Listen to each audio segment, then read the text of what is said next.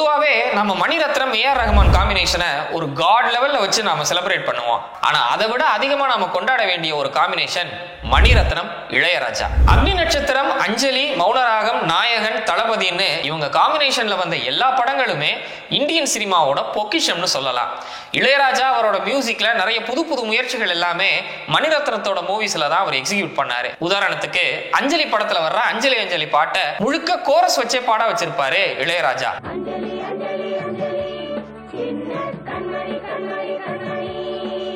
அதே மாதிரி அக்னி நட்சத்திரம் படத்துல வர்ற ராஜா ராஜாதி ராஜன் இந்த ராஜா பாட்டை முழுக்க முழுக்க ஸ்ட்ரிங் இன்ஸ்ட்ருமெண்ட்ஸே இல்லாம அதே மாதிரி அந்த பாட்டோட முதல் ஸ்டான்ஸாவை வெறும் 2 நோட்ஸ் வச்சு கம்போஸ் பண்ணியிருப்பாரு இளையராஜா.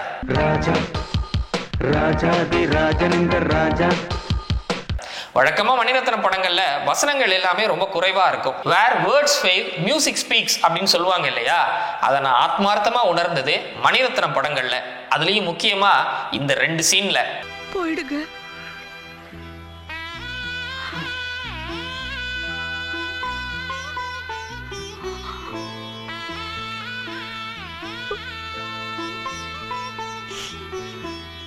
நாயகன் படத்துல கமல் அவருடைய பொண்ணை மீட் பண்ண வர்ற இந்த சீன்லயும் சரி,